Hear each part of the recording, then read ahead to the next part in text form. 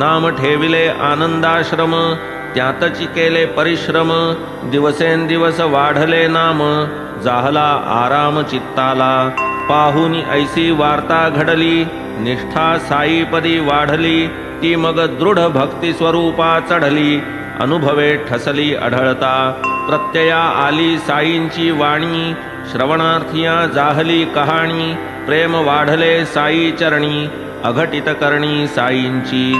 बोलणे अवघे प्रथम पुरुषी, परी ते नित्य दुजियाविषी, लक्ष ठेवून देखणारासी, अहर्निशी प्रत्यय हा।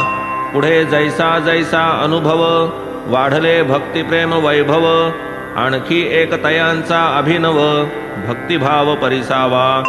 असो एकदा एक दिवस, नारायणरावांचे मित्रास, जाहला एकाकी वृश्चिक दंश, वेदना विवश बहु झाला। लावावया दंशाचे जागी, बाबांची उदी फार उपयोगी, परी जाता शोधावया लागी, लाधेना मागी तियेची। स्नेहास सोसवतीन वेदना, उदीचा काही शोध लागेना, घेऊनी बाबांच्या छबीच्या दर्शना, भाकिली करुणा बाबांना। मग तेथेच त्या छबीचे तळी, जळत्या उदबत्तीची कोजळी, होती पडलेली रक्षा ते स्थळी, उदीच भाविली क्षणभरी। घेऊनी त्यातील एक चिमटी, दंश जाहल्या जागी फासटी, मुखे साई नाम मंत्र पुटपुटी, भावने पोटी अनुभव।